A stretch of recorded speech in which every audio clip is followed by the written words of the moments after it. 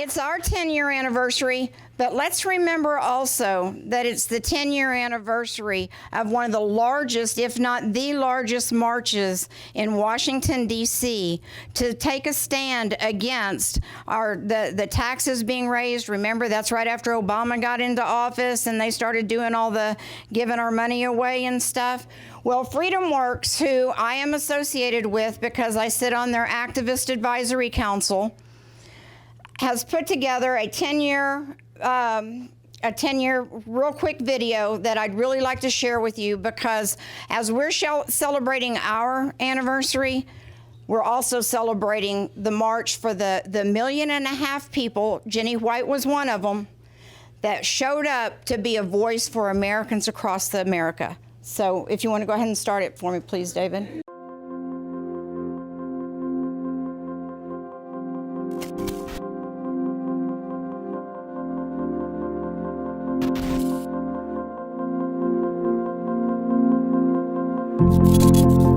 In February of 2009, after the stimulus bill, or as the stimulus bill was going through Congress and about to land on President Obama's desk, Rick Santelli had this rant on CNBC on the floor of the Chicago Mercantile Exchange. You know, the government is promoting bad behavior.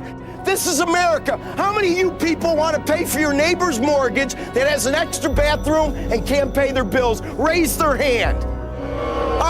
President Obama, are you listening? We're thinking of having a Chicago Tea Party in July. All you capitalists that want to show up to Lake Michigan, I'm going to start organizing. My office mate at the time, Brendan Steinhauser, started saying, we need to have an event where we get all these people together at one place and at one time to show the media and show the country that we're not just going to let our traditions and our entire system get torn apart. We're actually going to protest this. That's when the idea became, hey, let's go try and take some permits. And how do you even take permits to go and start a march on Washington? Well, this day was probably one of the biggest days in my political career. All of us had been involved with Tea Party meetings around the country, but we really didn't have a sense of how big it was until it really came together on September 10th, 10 years ago. We stand together today in a critical battle for the heart and soul of America. That day was a defining moment for an organization, a grassroots organization like Freedom Works. With liberty and justice for all! And one of the shouts, one of the mantras of that day coming from Jenny Beth Martin was, "Can you hear us now?" Can you hear us now? Most of the area was fenced off and you couldn't get in without a pass. And really people were as far as you could see that way, and the cameras didn't show. When you stood up on the platform, you had people as far as you could see there and there. They really did. The Park Service said they'd never seen a group that large. But to all 1.5 million of you who have traveled here, congratulations! You have redefined gridlock in Washington, D.C. I think what surprised a lot of the D.C. establishment, that what it did was serve as a wake-up to people across the country that said, hey, I want to know more about what is happening in the public policy arena. It was more or less what caused people to begin to start paying attention. And Freedom Works had a key role in that. It wouldn't have come together without that organizing principle. And a lot of us who were there didn't know at the time the extent of how Freedom Works was involved. Freedom Works was a model coalition partner the day of the 9/12 event, and that's what united all of us. I think the long-lasting legacy from 2009 is this gulf that has only widened since then between your base grassroots activist and the GOP establishment based here in Washington, D.C. And Trump filled that bill to a great degree because he came in, he was willing to shake things up, and I think he caught a lot of the residual energy of the Tea Party. What you can look at the Tea Party movement and say is not that it changed the party, but it recentered the Republican Party. So in addition to lowering taxes, it's now a lot about right-sizing government and getting government off your back and out of your pocketbook. And I believe that's one of the long-term lessons, is that the activist base no longer is just going to trust you if you say you're a Republican. That doesn't matter anymore. What they're looking for is how you are on principle. Let us do as those great Americans we remember in this city have done before. Let us stand and fight for freedom. So this has been bubbling up for a long time, and it's still here. I hear people say the Tea Party movement is dead. It's not dead. It's just been looking for a place they can put their trust again. I don't know where we go from here. I know Freedom Works will be leading wherever it goes, but I know that sense of wanting our country to be responsible is still out there. It is up to every generation to fight for it, so go get them. It's still up to us, guys.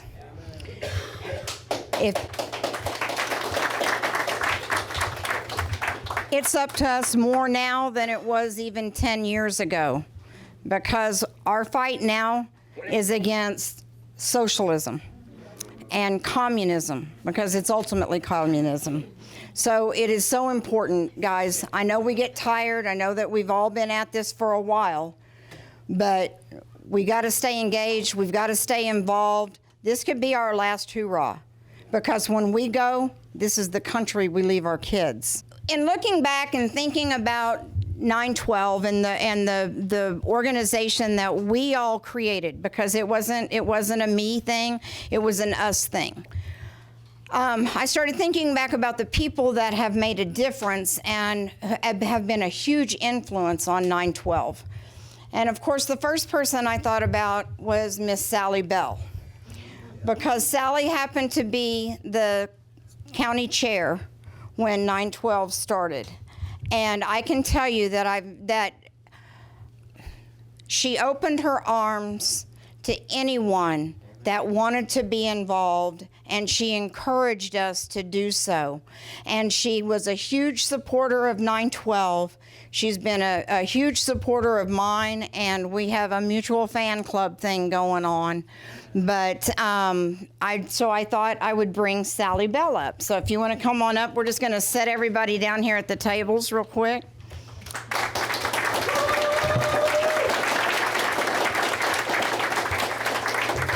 Then I thought about one of my very best friends in the whole wide world, Jenny White.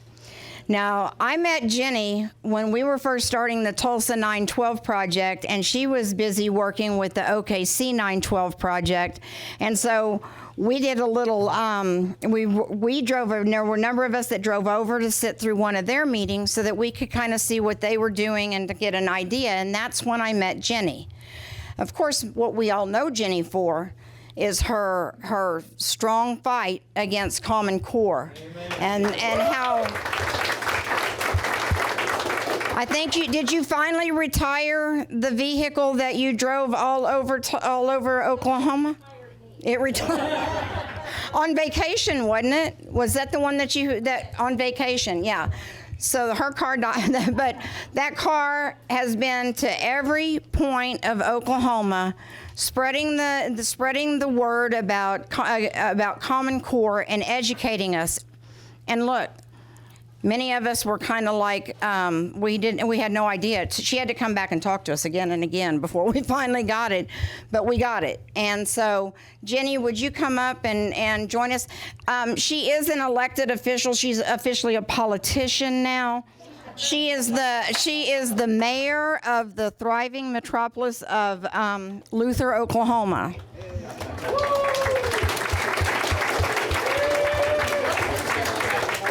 Next, I'm going to bring up my state senator, who, when I met him, wasn't my state senator. He was actually running for Congress against John Sullivan at the time, if you guys will remember that.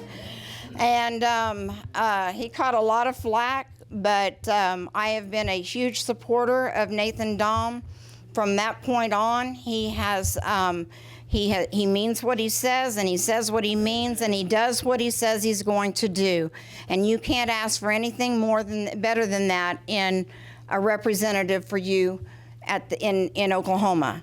Nathan has been a great friend. He is who we go to when we want to get the tough stuff done, like passing Second Amendment bills or parental rights bills or Common Core, or against Common Core. So Nathan, please come up and join me real quick.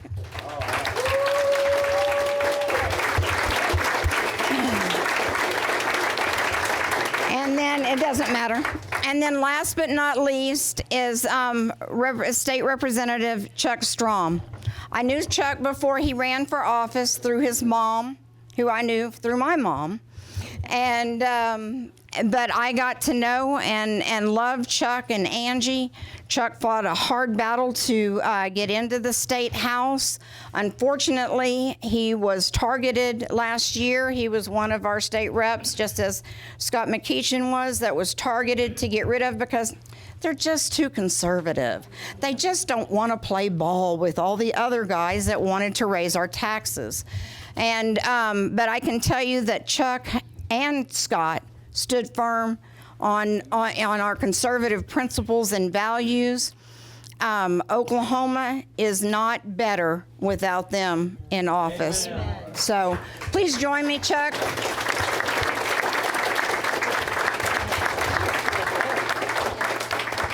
See, they stuck you right here by me. So I'm going to put the microphones down real quick, and I just kind of, whenever you talk, it's just for the video, but kind of tell about what 9/12, what your thoughts were when you first came into contact with us, and how you feel about what the things that we're doing and what you'd like to see us go. First off, I don't like to sit down and talk, so but I have to say thank you. You guys are amazing. Without you all, without the grassroots, Rhonda, thank you for everybody's help. I feel like I have a second mom here, but so many of you were instrumental in our election. I say our election because it was my wife and I. It was a partnership. When I ran for office 5 years ago, it feels like a lifetime ago, I didn't know anything about running a campaign, didn't know anything about really what to do next. The first person I called was Rhonda. And so she gave me some pointers. She told me who to talk to. And what you guys do is no one else is doing. And that's really holding down the fort. You're representing values that are near and dear to the hearts and minds of the majority of our country. We don't hear that a lot, but we are the majority. Now, you guys, like me, we're kind of the rabble-rousers, and so we're the noisy majority. When I was in office, the reason I got targeted was because I, frankly, kind of like to make trouble. But thank you, Rhonda. Likewise, that's why we like each other, right? And so, but the majority of Americans are at home. We're living our lives. We're working our jobs. We're raising our kids. We're doing the things that we love to do in our country. And so for you all to be here, to give up your time, to door knock, to put out signs, Sam, to so many of you who did that, and wave signs, Larry, and all the other people for praying, Peggy, and just I could call out so many names here of people who have meant so much. Without you all, without your moral, your prayer, and just your love, those of us who are really the majority we're the majority in America, but those of us who are the minority in elected office, really our job would be impossible without your support. So thank you, and we love you guys.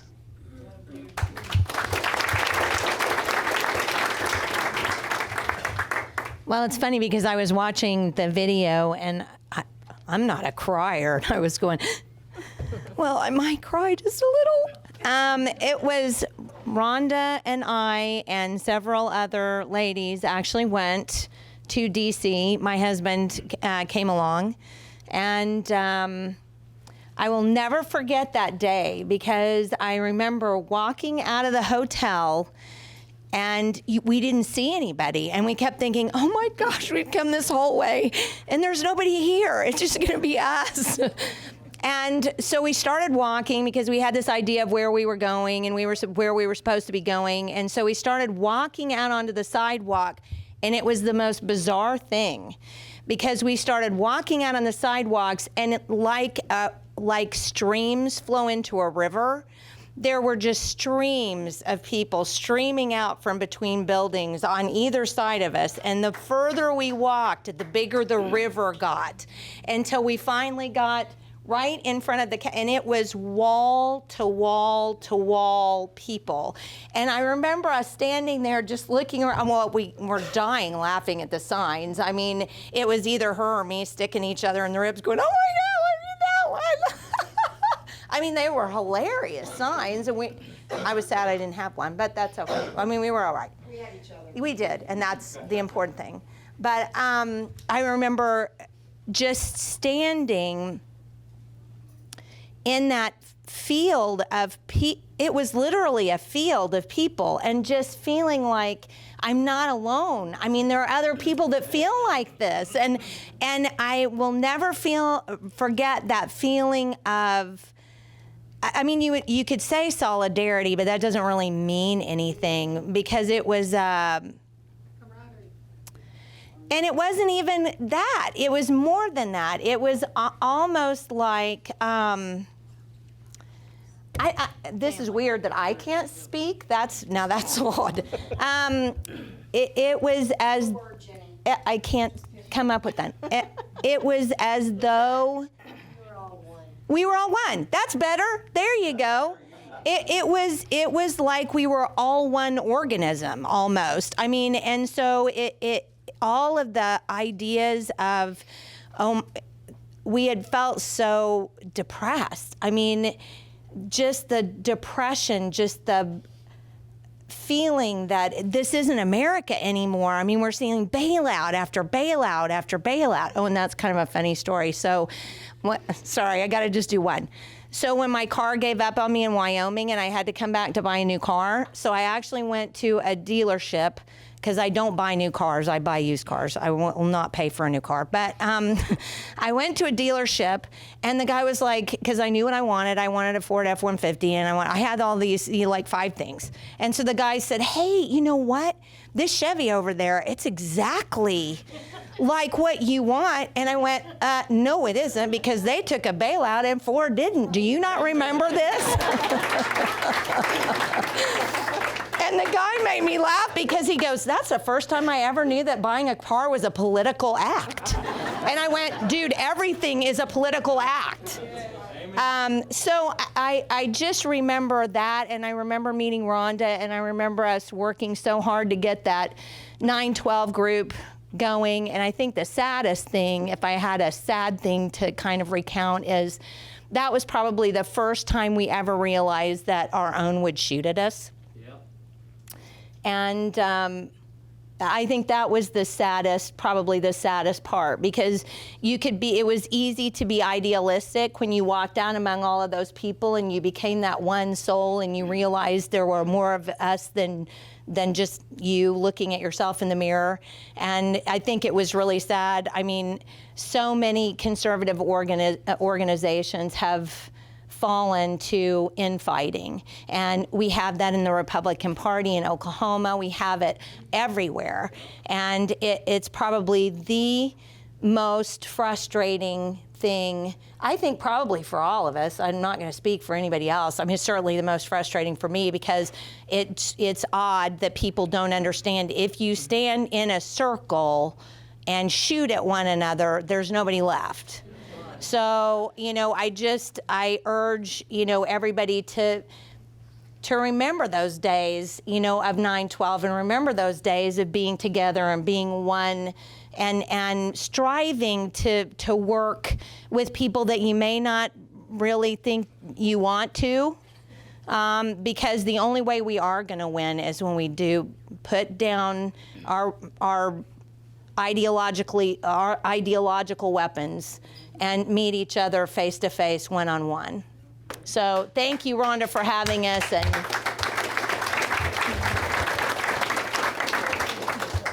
I was really trying to remember the first time I met Rhonda. I ran for county commissioner unsuccessfully, but the night that the election was, every single Republican won except me. And I kind of took that as a badge of honor, because I was the only one who was telling the truth. I was telling them, we're not going to raise taxes and we're not going to do this, and everybody else was kind of playing the political game. So actually, it's kind of one of my prouder moments. But then after that, when I ran for county commissioner, for chairman of the party, I remember there were 2 or 3 people that if I wanted to get in trouble, I would call, and this one was first on my list. And I remember one of the first things we did, which kind of upset people, is we decided to publish the parties of the offices you ran for that they don't have a party listed.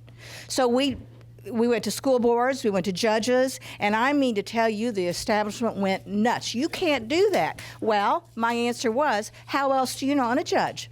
If you have no information, one thing you'll know. Do they believe in the Republican standards or the Democrat? And then you can make a choice. It's just a simple starting point. But it did not go over well at all. And I don't think they do it anymore, do they, David?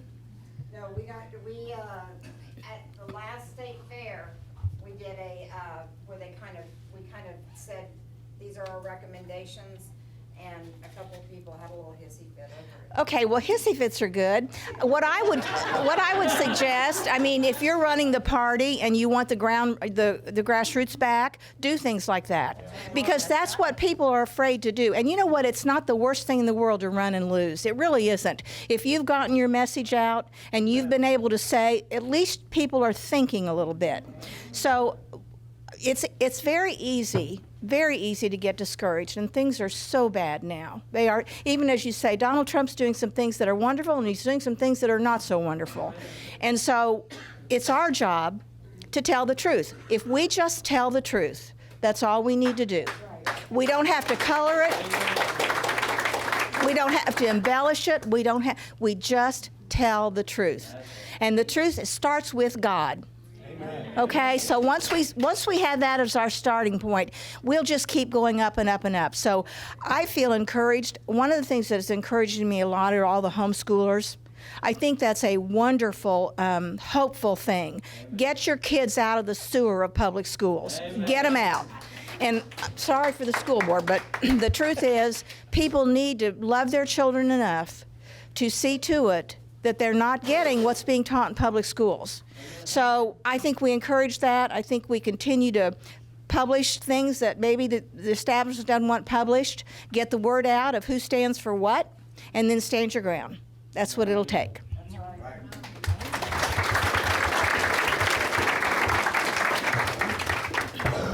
I think the first time I met Rhonda actually was standing in her kitchen when 912 Project was first starting.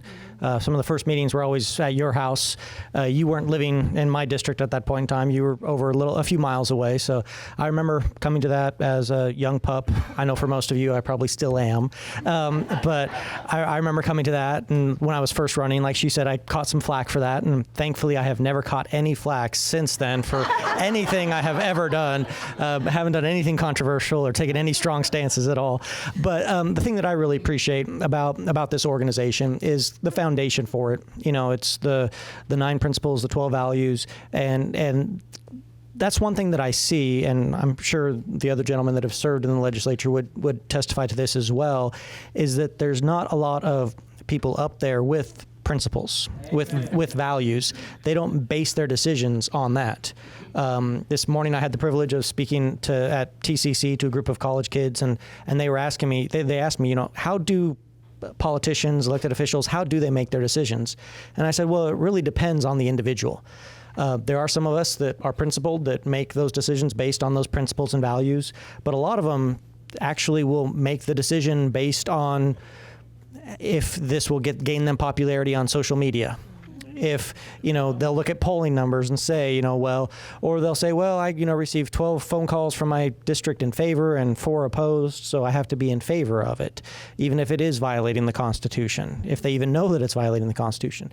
But this organization has stood on principles, on values, which is something that is so necessary in this day and age, especially with this upcoming younger generation and what secular humanists have done to convince this upcoming generation about speaking your truth, as if there's a different truth for every individual, as if 2 + 2 = 5 for some people. That's not the case. There are universal truths, there are universal principles and values, and you all have stood for some of those, and I'm honored that I've been able to stand with you.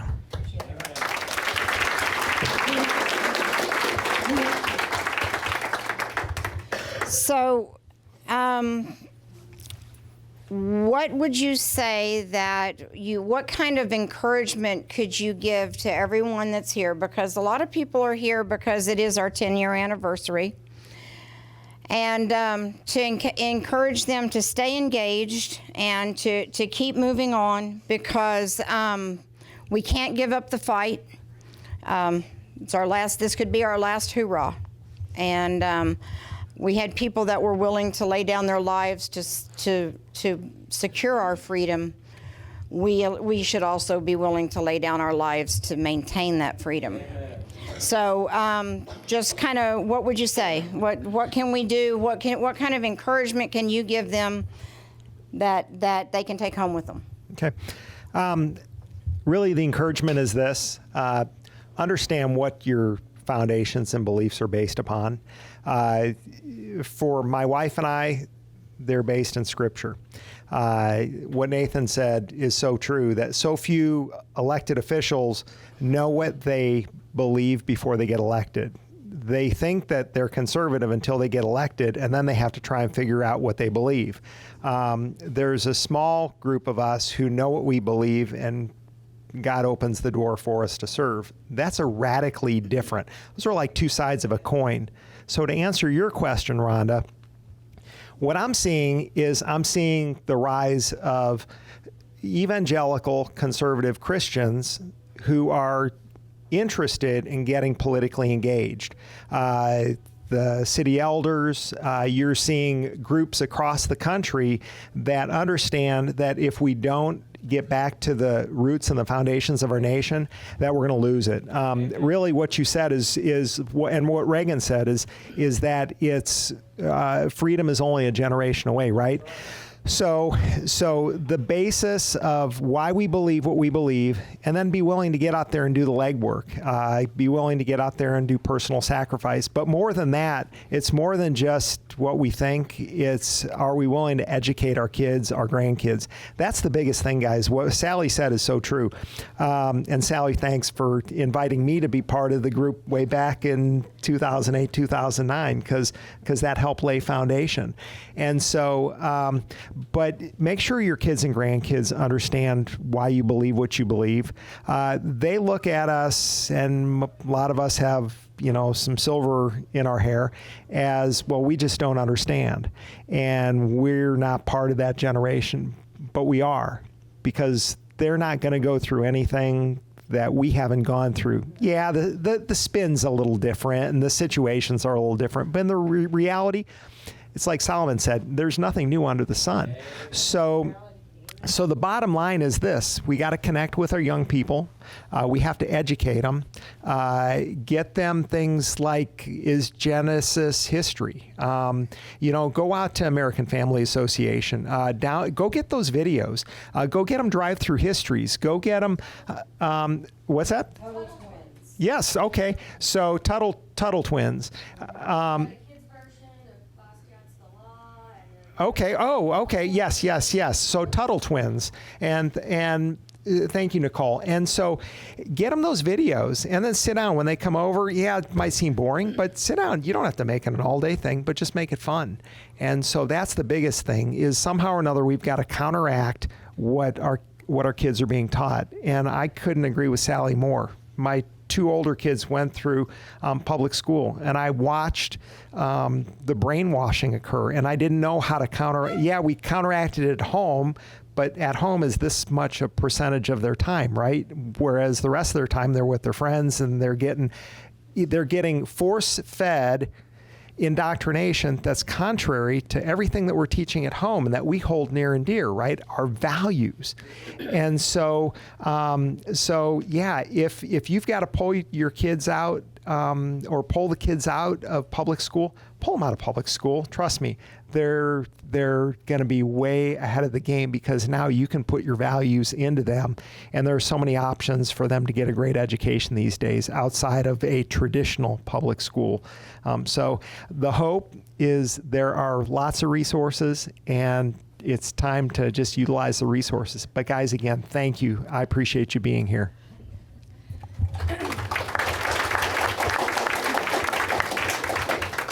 Well, today is a bad day for hope for me because I'm getting beaten up all over Facebook because I was the sole reason why our school bond died. Oh, I'm sorry. Wait. Me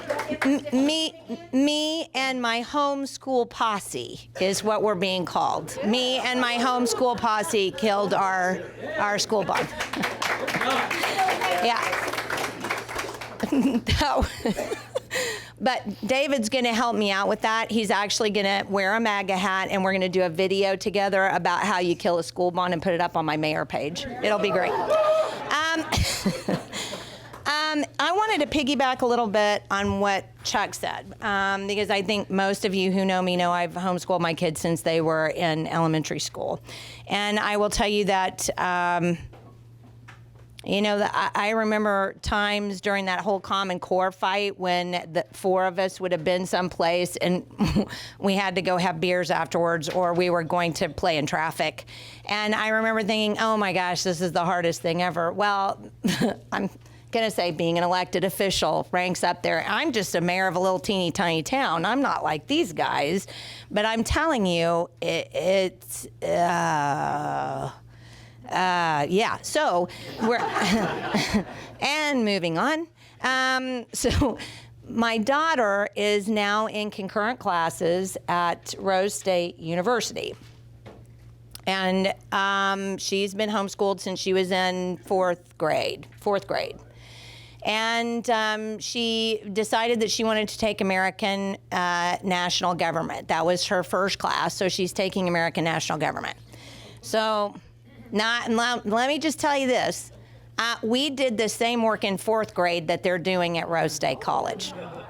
And here's the beauty of it. You do it all on computer, and she actually showed me how it works, and here's how it works. You flip open the screen.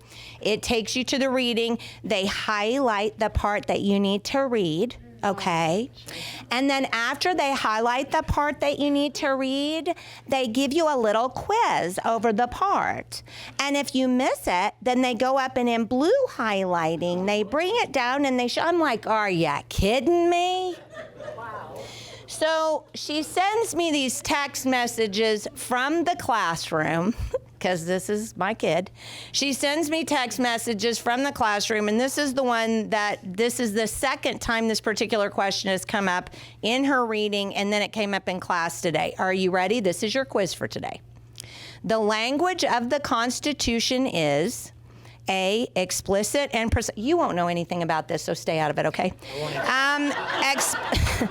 Explicit and precise in its division of authority between the national and state governments. Vague, this is B. B, vague, which continues to spark disputes over what the constitutional powers of the national government are versus the powers of the state governments. C, virtually meaningless now that the 30th Amendment has deemed that the state constitution or the supreme law of the land. D, archaic, which creates problems as modern legislators attempt to decipher antiquated legal terminology. All right, so does anybody have, oh, no, you're way off, guys. It's B, vague, which continues to spark disputes over what. So what she did was, this is the second time it's been called vague, and the first time she sent me the text, she said, oh my gosh, I didn't know that. And the sad thing about it is that, my kid's pretty outspoken. I mean, she's a pretty... Can't imagine. Yeah, I know. I don't know where she gets that. Yeah, I know. Yeah. So she's pretty outspoken, but it's sad that even my outspoken kid, I mean, who will take on racism, who will take on, I mean, and she'll just, you know, but it really bothers me that I've said, well, you know, honey, why don't you just say something? I mean, can you say, well, that's kind of odd because I thought, you know, it was blah. And it's the people in the class with her that scare her more than the professor. Because just like, you know, the people in town who are literally making up the craziest things about me. I have 3 heads and 6 arms, and I eat babies for breakfast. And, you know, it's the same kind of thing. They will beat up on her if she tries to say something out of the norm. So I think, honestly, our only hope is, I know that she knows, and so that makes me happy because I know that she knows and she sends me all these messages. But here's the problem. The other part of that has to be the standing up part. And so, because what happens in a mob, as you well know, is the mob's going to go with the mob. I mean, the more people that there are, the more it goes that direction. I mean, everybody's seen videos about it, and it's a psychological thing. But the one person who's over here going,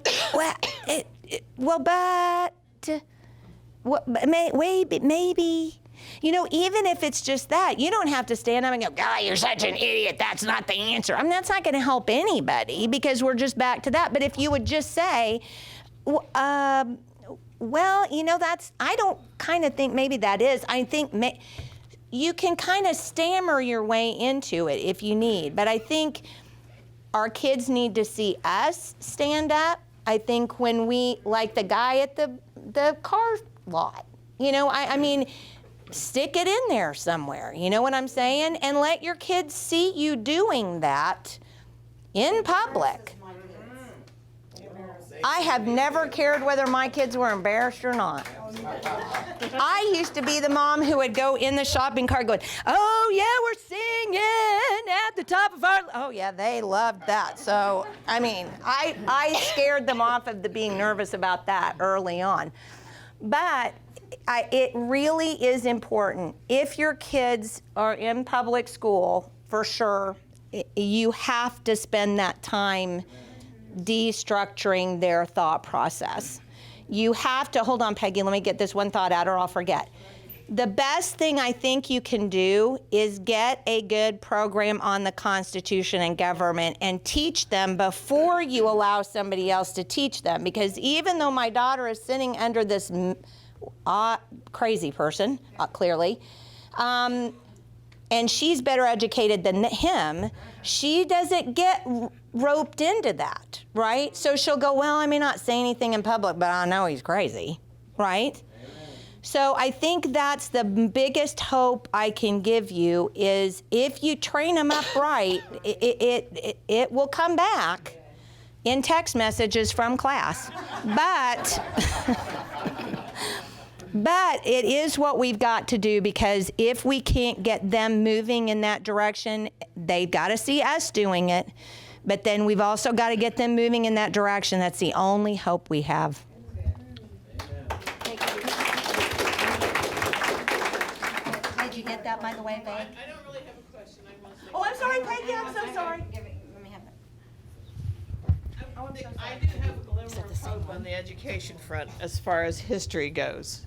Last week, I saw where a woman has published a book debunking every one of Howard Zinn's. Yes, Mary Graybar. Yes. Dr. Graybar. Yes. So that's a good book for you to have as a resource, because every textbook your kid is going to get from kindergarten all the way through college is going to be based on Howard Zinn, who was a democratic socialist. Right. So you can imagine his view of the world. Well, he's actually communist. Yeah, he's really, well, that's just a nice way of saying communist. The other thing is, yesterday I got my copy of Imprimis from Hillsdale College. If you don't get Imprimis, please go online and sign up for it. It's free. It comes to your house once a month, I think, about. Yes. Anyway, surprisingly enough, I was reading it this morning while I was in a medical facility, and lo and behold, the article was about a professor at Oklahoma University who has written a new textbook, a new U.S. history textbook, in which it gives traditional values and gives a thoughtful explanation of things like the Civil War and various other conflicts and problems in the United States, instead of being this totally negative, we hate everybody attitude. And I think we need to get copies of that out. Amen. Amen. So that's Hillsdale College. You can go online, look them up, and you can request that you receive this mailer, and they'll send it to you, like she says, monthly. There was a notice in this Imprimis that they're putting out a new Constitution 101 class. Yeah, they also do a great one, Constitution 101. Yeah, right, a Constitution 101. So also, David Barton and Rick Green did a video series called Constitution Alive, which is really targeted at our young people, and it's really good too. Nathan told me I had to use this one. Oh, really? Okay, I'm going to tell you why I think 9/12 is important. First of all, we need to be social with each other. We need something other than all the hard work that goes into this battle. And what better time will you have than when people who are of like mind? Everywhere around us, people are just dumb. I mean, they are. They don't know any, and the kids, they're just dumb. And so how refreshing it is to not have to explain what the founding principles are, or who was our first president, and things like that. So number one, it's just good to be together. But also, you will learn something every time you get together with a group of conservatives. You will. Somebody will have heard something, or there'll be a new thing out, like a couple of things tonight I hadn't heard about. So it's important to be part of a group that is on the right track, with the right information, with the right values, that you can talk to, and you don't have to explain every other word you say. And then in my old age, I have taken on a new project. And my new project is I am going to single-handedly clean up the environment of social media and all that kind of stuff. I am going to set the example. People today have absolutely no idea of common manners, appropriate dress, the way to say thank you, please, how to address your elders. They don't because it's no longer appropriate. Well, I'd like you to join me, because being alone is really hard. But every time I have an opportunity, and you'll have those opportunities, they'll come up at the grocery store, and they'll come up here and there, where you can be the person that looks different or speaks differently than all the people around you. And the other thing, and I always think of Nathan, because I am also on this drive to make people to understand we are not a democracy, we are a republic. Amen. It's time, every time we hear someone use that word, we need to say, have you read the Constitution? And if they say no, say, well, if you do, you'll find out we are not a democracy, we are a constitutional republic. Now, we've swayed from it, no question, but you can't get back to something you don't know. That's right. So I always have a copy of the Constitution with me, and if someone needs it, I am happy to give it to them. But we have to be sure we understand it, and we have to be able to explain it, and we have to say why Ocasio-Cortez, or whatever her name is so absolutely flippin' crazy. I mean, she's crazy.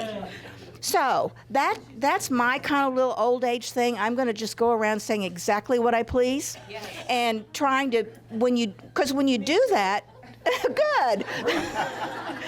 We'll do that together then. But when you do that, when you make yourself different from everybody else, then you can do some good, because you can teach them something. And you can say, because like the Republic Democracy thing, I don't know how many people even know that anymore. And what a critical thing it is. I mean, it is a totally different form of government. And of course, once you're a democracy, it's very easy to slide into socialism, and then very easy to become a communist nation. That's just the truth. So I think all of us need to try to always be on our best behavior, which I don't always do, but you should try.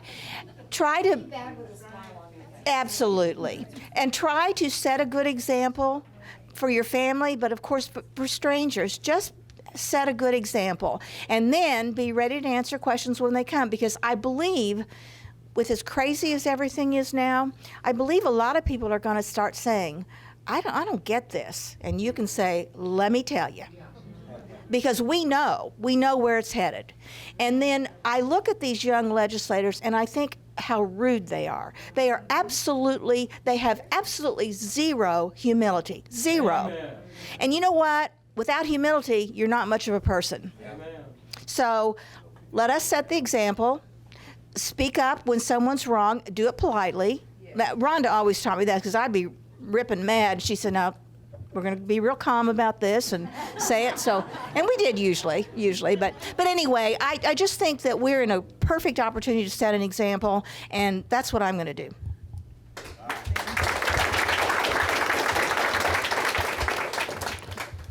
So I guess I would say, we've had fun tonight. We've had some good conversation. We've had some laughs. But one thing that makes me excited about the future is the fact that you all are here tonight when you could have unlimited free entertainment by watching the Ringling Brothers, Barnum and Bailey Democratic debate. I mean, that would be much more entertaining than this would be, but this is fun. But in all seriousness, one thing that gives me hope, and one thing that we need to realize, is we never should have ceded that word to the left.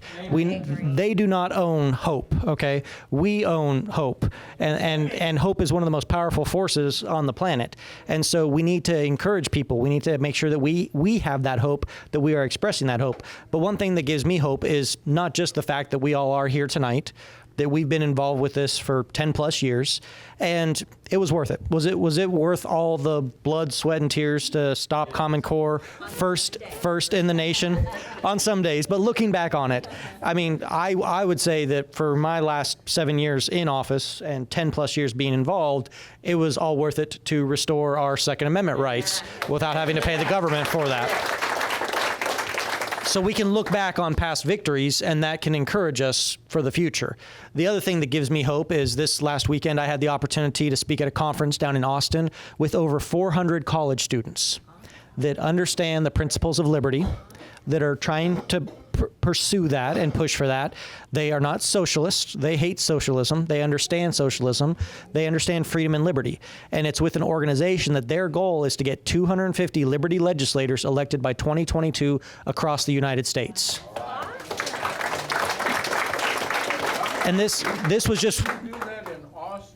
Well, they understand that Texas is moving somewhat purple, so they're trying to get a stronghold in Texas as well. And they do this conference 5 different places across the country every year, 400 students. That's 2,000 young people that get this and understand this, that are committed to the cause of liberty, that want to advance it, that don't want socialism. The other thing I'll say is when I was down there, I had the opportunity to go and visit one of the presidential libraries because I want to visit all of them. Don't misjudge me. I went because I want to visit all of them, but it was LBJ's presidential library. So he and I disagree on pretty much everything. But one thing that I found interesting is so many of the great things that he accomplished and he did were things that other people had started 20 or 30 or 40 years before that. And we've seen that with the left. They are consistent in always trying to push as far left as possible. I mean, before Obamacare, it was Hillary Care under Bill, right? I mean, when she was advocating for that, it took them 20-something years to get it done, but they got it done. So we can't ever give up ground. We've been able to accomplish a lot in 10 years. We'll be able to accomplish more in the next 10 years. We just have to stay in the fight. We can never give in. We can't surrender. We can't give up any ground. And on the days when I do start to get frustrated, when it is challenging, when it is difficult up there, I always revert back to the scripture and encourage myself, do not grow weary in doing good, for in due time you'll reap your sure reward. Amen. We have reaped some rewards. We have stood strong and consistent in these things, but we just have to stay in the battle and stay in the fight. And for one, I'm going to continue to do that.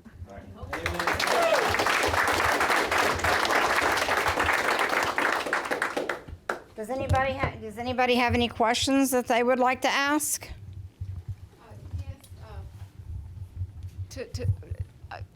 I'm not as experienced as this august body is, but from my limited experience, it seems that some of the stuff that perpetuates the corruption, like the bonds, like we keep having them in Broken Arrow where they through 290 million, 300 million, and they just go through. And the reason is, from my experience, is they have all these off elections that no one knows anything about. That's why they do And the it. only people who show up are the people who are going to benefit, which is a small group. And so what can we do to get the elections where we have elections at big elections where everyone knows about it, and also have state questions explained in ways where you can see what the pros are and what the cons are, instead of this legal language that no one understands, including me. I'm just real quick on the state questions. The Attorney General has to write those, and so it's going to be legalese and stuff like that.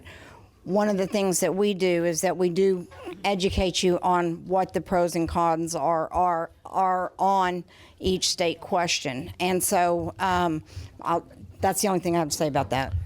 And I'll give you a little bit of inside baseball. So most legislators are scared to death of their superintendents. I would say that the superintendents drive a significant part of the decision-making process. How many superintendents do you think we have in the state of Oklahoma, Chuck? 2, 3, 500 500 and counting. some odd, yeah. So, but they're most legislators are scared to death of their elected officials, and so yes, I see a hand. Yes. You've probably heard that Dr. Gist makes so much more than the governor. She makes $300,000 compared to $140,000. But what you might not know is that she is one of 69 superintendents whose total compensation exceeds the governor's. Really? Wow. Which So shows you that school boards do a terrible job of negotiating salaries, right? So for the listeners online, what we just heard was there are 69 state school superintendents who make more than the governor, which is amazing. And actually, during my last year in office, there was a bill by Dr. Ritz who the goal was to make sure that no agency head made more than the governor, and the lobbyists overwhelmingly came out against it because they said that we wouldn't be able to fill those positions with competent people. So that just kind of gives you a little bit of background on that, and the bill was actually polled. But as far as answering the question about the bonds, right? So the last year I served, I was chairman of the election committee, and we actually had a bill authored by one of my friends in order to try and move those elections onto normal election cycles, and the outcry was now most people didn't hear this, but the outcry was unbelievable, and the reason for it was because the schools know that most people aren't going to go for those bonds, and yeah, you're going to have a certain percentage that are always going to vote for them, but overwhelmingly they know that if they move them to the times when normal people vote, they're going to fail. And so the bill just went down in flames in our committee, and it has to pass out of our committee in order to be heard on the floor. And the reason it failed was because the legislators in our committee got phone calls from their school superintendents. What can we do if there's something like that? Is there some way to advertise so we can just have a hailstorm of calls and stuff? Well, Rhonda, I'll let you. Well, then that's what we would do. I mean, we can, well, Or just start showing up to school board elections and bond elections and voting against them. I mean, that's the problem. But people don't know about it. And talk to your neighbors. They're scared because people like us in this room are going to come vote against it. That's what they're really scared of. Right. Right. Right. But if we showed up on those odd election times, Well, then it would affect it. it's just like the tax that's coming up in November that nobody heard about. Nobody knows anything about it because they're keeping it they're trying to keep it down low key so that you don't find out about it, so that we don't push back against it. Because if you'll remember, when it was run as a county tax the last time, Vision 2, we defeated that. We defeated that, and I'm going to tell you something. We made some enemies with people because we were able to get that tax defeated. That's why you won't see Tulsa County probably run another tax. The county won't, as a county, because they can't get it to pass. So they'll go through it individually through the different cities and communities. Let me grab Donna back here real quick.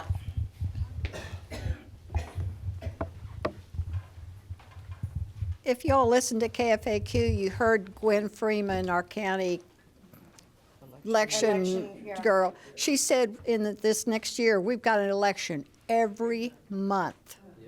Now that's stupid. That costs us money too. So we gotta do something. Y'all speak up. Okay, Wait, hang on. You're gonna have to wait. Could we get a petition drive going and do change.org with a petition? Just a sec. Go ahead. Don't know if y'all have the answer for this, but there was a bond election. We live in Claremore, which is a different county, but a school board thing. It didn't raise the tax. It just continued the tax that was there. Now let me ask you. No, of course it raised your taxes because if 5 seconds passed from the time it ended until the new one went into effect, they raised your taxes. Okay. But you already know What that. is the reasonable amount of time to wait to see those tax dollars building those school things that they planned that's on the internet that shows what they were doing with the money? Well, how long does it take them to build it? That's why they're bonding the yes. money. No, they're getting the money ahead of time. That's what Right, they're getting. But how long does it take to see the fruition of that? Probably anywhere between I would say anywhere from 3 to 10 years, depending on what the project was. Here's the. It's obsolete by the time they get here.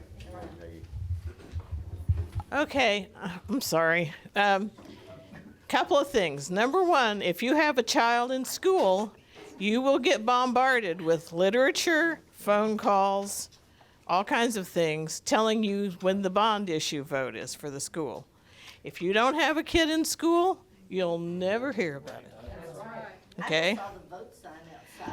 Okay, the second thing is, to answer your question, this is true for the county, the city, school boards, everybody. When you vote a bond in, the first thing they do is they run and they sell that bond, okay?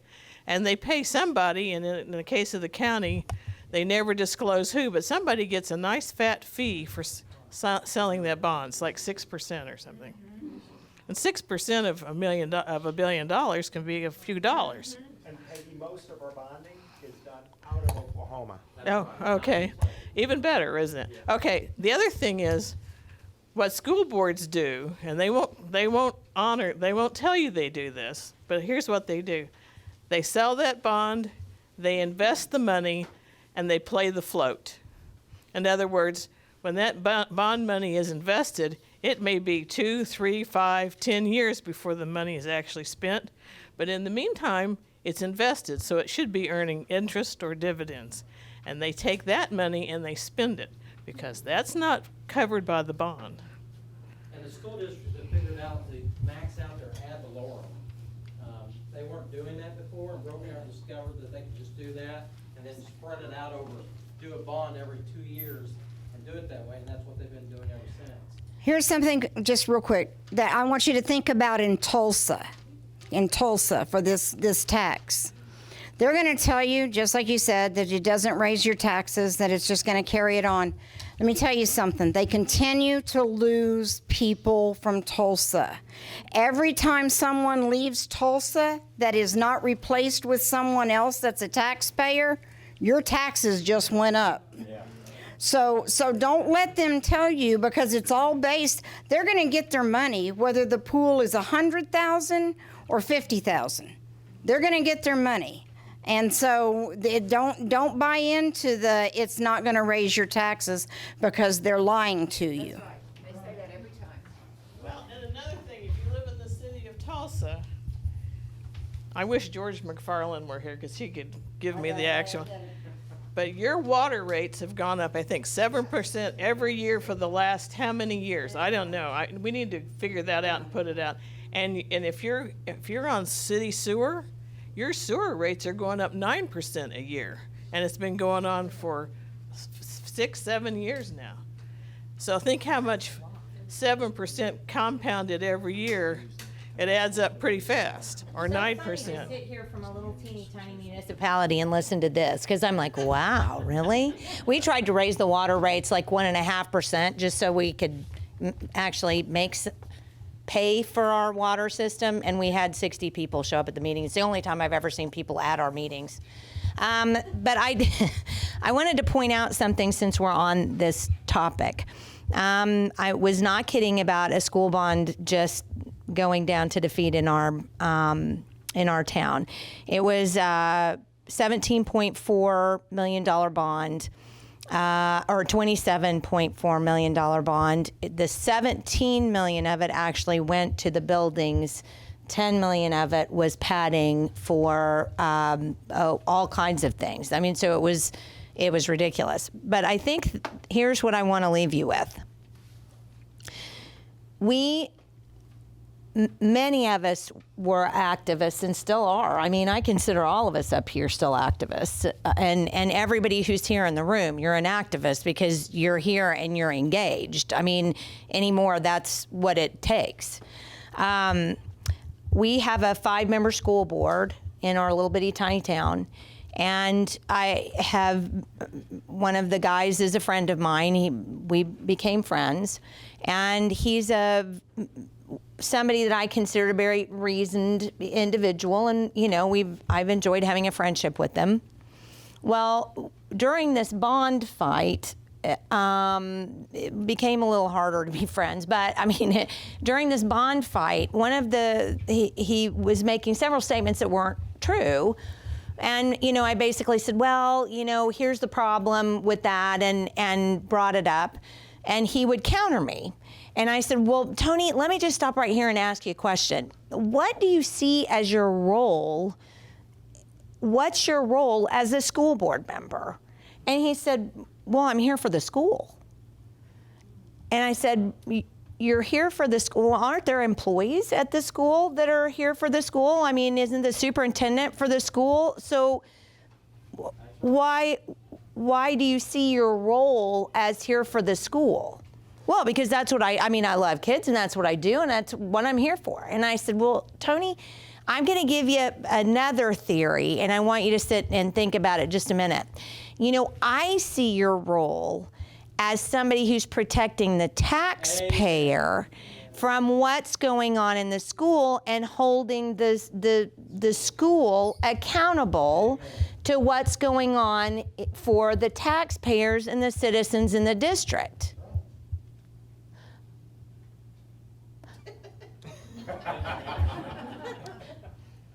Well, but I mean, all of the taxpayers have kids that go, and we have to make sure that the kids have, what they need to have to go to school. And I said, well, okay. I mean, I understand that as a homeschooler, we have certain things, but is it a $17.4 million gym? Well, we have to have a gym. I mean, we have to have this, and we have to, and he goes into this, we have to, because the kids deserve. And I think the best thing that you can do as activists is engage.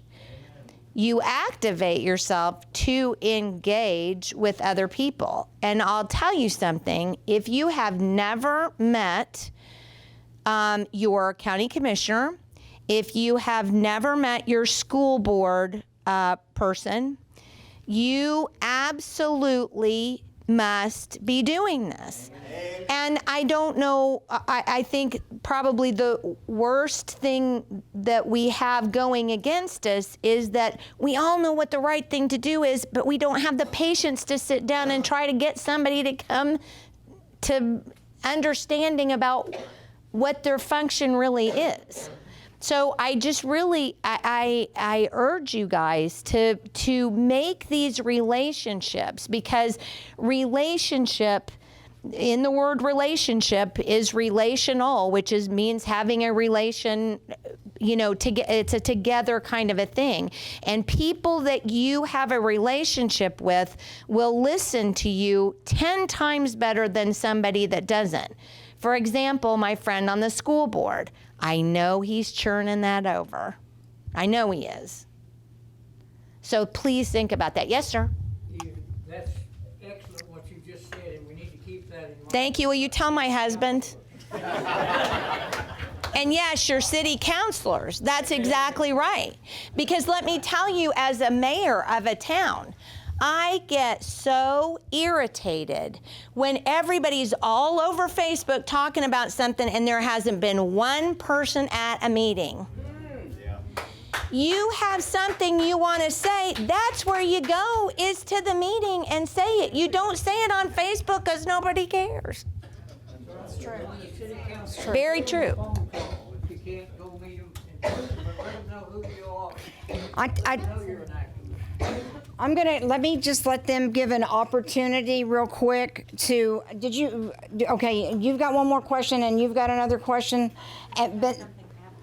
but afterwards, yes. And then I'd like for them to make a closing statement, and then they can hang around and visit for a few minutes if they're so inclined. Now, Sally may need to get home because it's 8 o'clock and it's probably past her bedtime.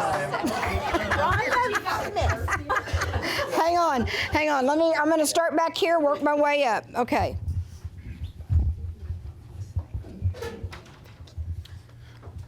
Okay, there's a problem with this group. Okay. And I've been a member of a few other organizations with the same problem, and some of them are gone now. And the problem is we don't have enough youthful people here to carry on into the future, because this is not a 2-year fight or a 4-year fight. This is a 100-year fight. Until the Lord returns and takes us out of here, we got to be involved if we want this country to be anything, even a shadow of what it's been in the past. And this country is in trouble. It needs groups like this, but it needs youth to talk to youth. I can go talk to a young person. They're not going to pay any attention to me for the most part. Why? I got gray hair. I'm old. Okay? And the youth are going to be running this country. All of these kids that are being indoctrinated in public schools and in their colleges are the future leaders. And we have to get through to them. And so part of that, I believe, is us trying to figure out how do we get more youthful people, younger people involved. And since they're not here to do that, we have to do that. So we need to be looking around, I believe. Haven't given this a lot of thought, but I believe it's our duty to talk to the younger generation and engage them. And it's going to be a tough battle because they, for the most part, don't know how to think critically or do anything like that. So anyway. Well, thank you. Hang on.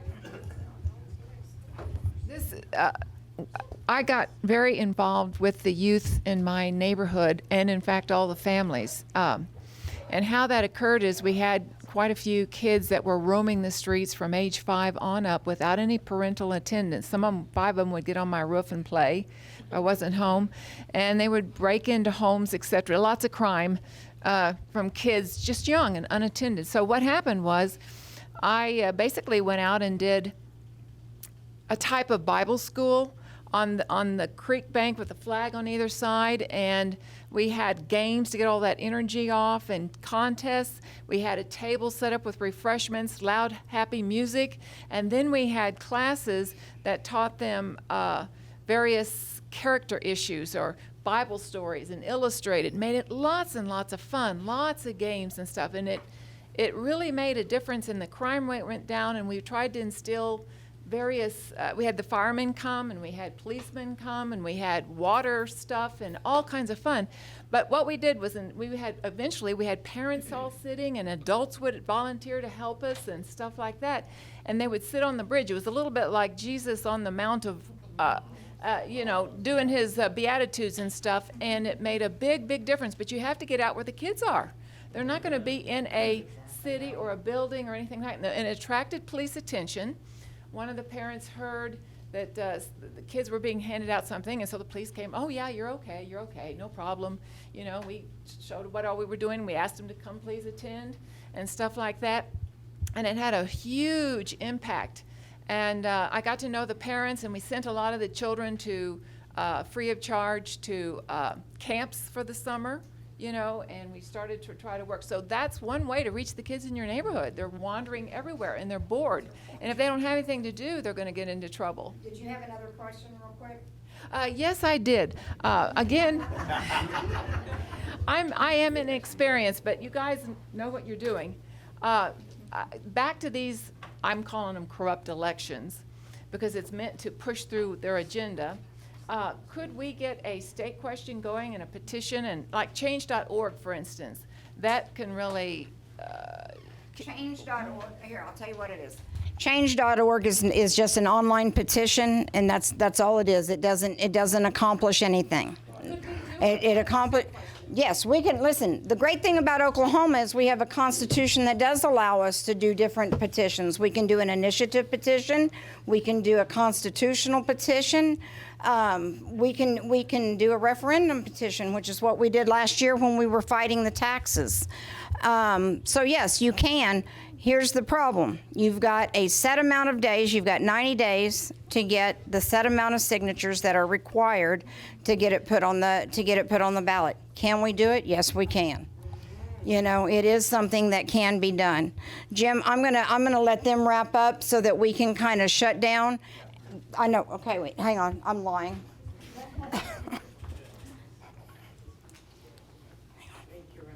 You're welcome, ma'am. Good evening. I wanted to agree with the gentleman that said there is a problem with this group. Now, this is my first time here. I was invited by Elena Ashley, and I really appreciate what's going on. But I do see a problem with this group because there is not enough black and brown faces here. That's a big...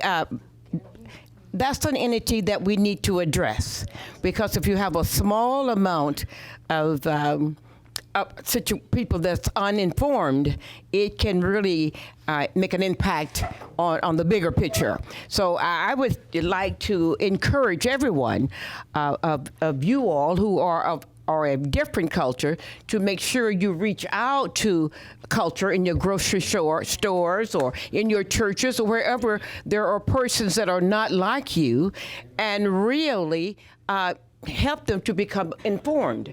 Because actually, oftentimes we really don't know any better. It's a matter of ignorance, just plain ignorance. We don't know. We're back when we were told to be a sharecropper and the Democratic Party is the best thing. We have not gone beyond that. And some of us are college graduates and so on, but we have not gotten that out of our heads. We got to, each of us has to take that responsibility. I see what your mission is.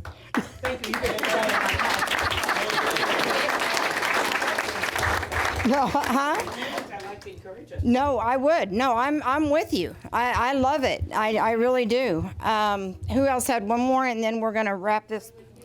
Mine is really after the Okay, let's go ahead and you guys give your closing statements, whatever they may be.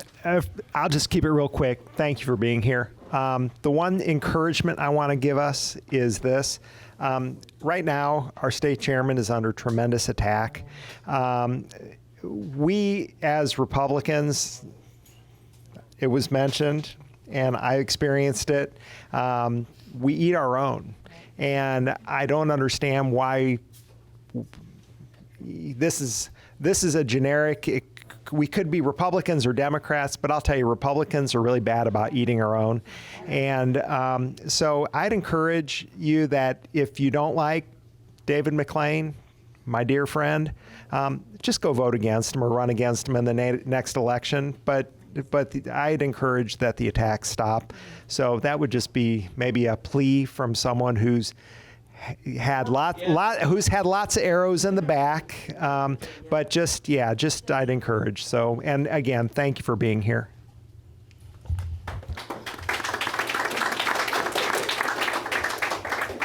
And thank you for Rhonda for inviting us. And honestly, it's been lovely to see all of you guys again. And I feel like the queen being up here among you guys. You're just awesome. So thank you for that. And thank you guys, everybody, for being here. And please think about what we've said and take that with you as you go. Since Rhonda said I have to be home by 8 o'clock, I'm going to give you a little bit of my wisdom.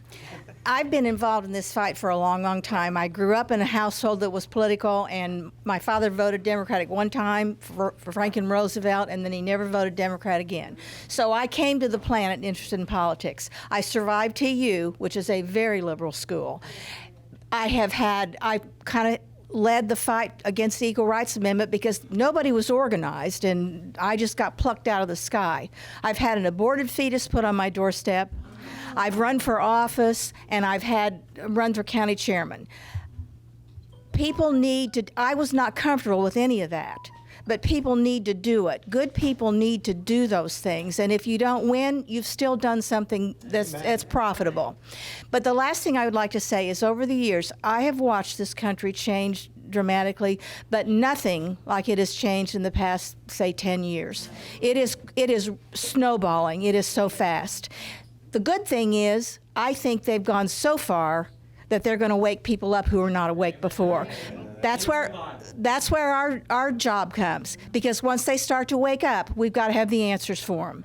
Let them all talk and carry on. And I imagine that debate tonight is just filled with baby killers and everything else. Let them go. I hope nobody shuts them up. Let them just talk until they're blue in the face, and then we need to be there to pick up the ones that want to get out of that terrible, terrible mess of the Democratic Party. So it's going fast, but maybe that's what it takes. Maybe it takes hitting the bottom for us to just rise again. So, Rhonda, thank you for including me. I really appreciate it. Thank you.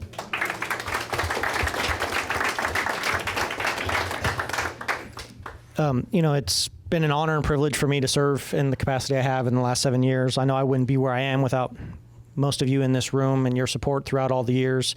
I'm going to stay in the fight. I think this is invigorating to have this opportunity to reflect on some of our victories and some of the past battles. But one thing I want to encourage you in, and this is something I oftentimes have to remind myself, is that doing the right thing is its own reward. Even if other people don't see it, even if the results that come about from it is not what we would hope, doing the right thing is its own reward. You can stand with your hand held high and say, I did the right thing. When I was first elected, I put on my computer screen, I put a quote from John Quincy Adams. It's not very well known, but to paraphrase it, he basically says, always vote on principle. Even if you vote alone, you can cherish the sweet reflection that your vote is never lost. And I had that on my computer screen as my screensaver, and then I printed it up and had it on my desk in printed format. And one of the other senators came to me about halfway through the first session and said to me, he said, I don't think you really need a reminder to vote alone. You do that plenty, you know. And I looked up at him and I said, oh no, that's not for me. That's so that maybe some of you will read it and have the courage to do the same. He didn't appreciate it. He turned around and walked away. But voting the right way is its own reward, knowing that you've done that. And so we've accomplished a lot through all this. And for those who have said, like I did earlier, that we need younger people, I fully agree with that. So I'm going to embarrass somebody. This is her first event with me, actually. I have an intern helping me out now. Her name is Christina. She's going to ORU. So we do have young people involved, and I cleared this with Rhonda, so a couple of things. I think most of you probably have one of these prayer magnets. If you don't, it just says that you'll commit to praying for me one day a week. You can put that on your fridge. If you would do that, that is huge. That is helpful. I know that there's been things that have been accomplished at the Capitol through prayer, so I would ask for your prayers as I continue in this fight. And then also, I cleared this with Rhonda as well, 2020 is an election cycle.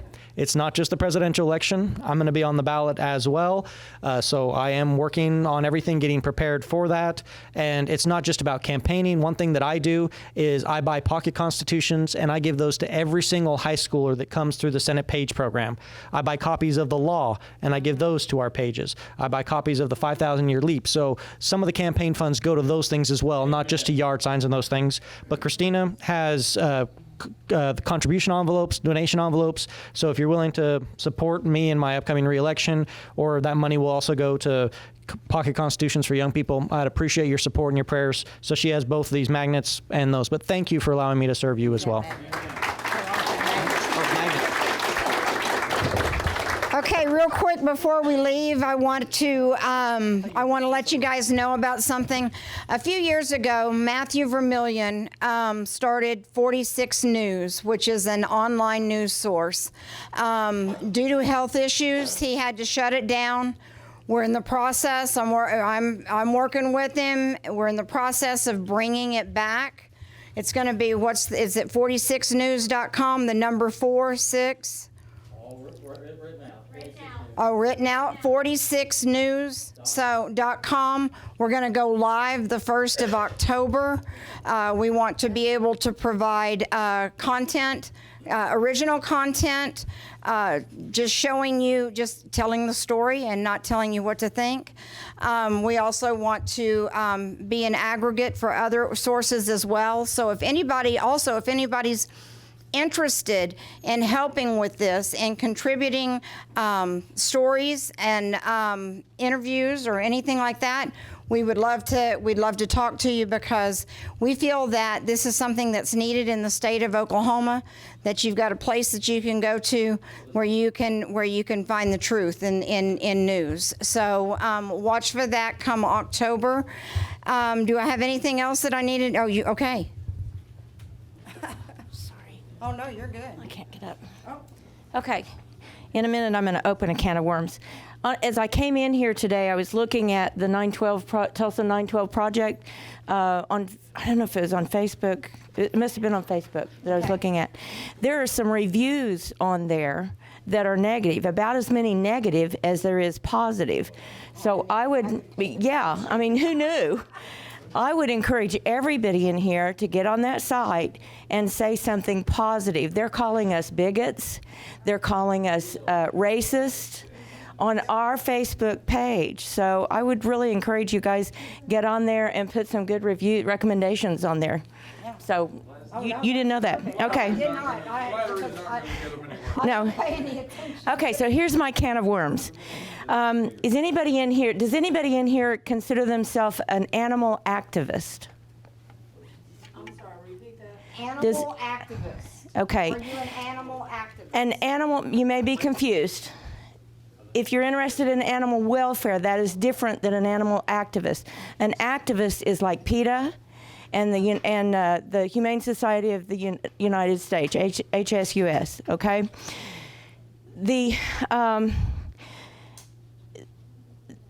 We have a cancer, and they're coming after Oklahoma and Tennessee, and I'd like to talk to you about this, Nathan. Just like the liberals came after the school boards, and it's a cancer. You know how they came in and they took our words, they took hope from us, and they took that. The animal activists are doing that to animal welfare people, which is, I've had Irish setters for 45 years. I'm a preservation breeder. And our purebred dogs are becoming extinct. It doesn't just involve us. It involves alpacas, chickens. California just put into law, I don't know if you heard it, but they put into law that no, you can't sell any chickens or products from chickens, eggs, without them being free range in the state. That is so detrimental. And what do you think is going to happen to the price of eggs? Okay? So they're after Oklahoma. They're coming to get us. So I'd like for you to start paying attention to the legislation that is coming down the pike to restrict our rights. They want, and it starts with the city of Tulsa. I'm involved in the new ordinances. They want us to have cat communities. They want us to have cat communities that are feral cats. The city will catch them, spay and neuter them, and let them go. They're going to be killing our all of the birds. They kill over 1 million birds a year. And these are going to be community cats. Who's going to be liable for them, okay? What's going to happen when they get rabies and start spreading it and come to your house and put their stink in your front yard. You don't want this, and I suggest that you listen and get involved with this city ordinances that are happening right now. Susan Savage is the Animal Welfare Commissioner, and there's 5 that sit on that board, and we're going to every meeting. Monday night at City Hall on the 10th floor is the next meeting. So you need to pay attention to this legislation because they're coming after us. Okay. Yeah. I don't think most of us, I know you to be a reputable breeder. We don't have a problem with reputable breeders. Exactly. It's the backyard breeders, Exactly. the puppy mills, Exactly. spay and neuter laws are not being enforced. Exactly. You're exactly right. And that's what we're in there fighting for. And we're saying we're not the problem. The preservation and the responsible breeders are not the problem. But they want to start charging us up to $500 to $700 a year just to have 4 dogs that are intact. They're penalizing us. Right now it costs $25 or $50. But they want to fund their, they want to fund it with our money. It's just like the gun issue. They're going to penalize the law-abiding, responsible people to pick up the slack and try to do that. So I agree. I'm going to wrap up, but I know why they put all those ugly things, and that's because I put out stuff about the drag queen story hours, and because I inform people about what's going on. So we would appreciate any positive things you have to say about us. However, like Sally does, I wear that as a badge of honor. So thank you guys so much. Look, there's plenty of stuff still to snack on. Please take it with you at all.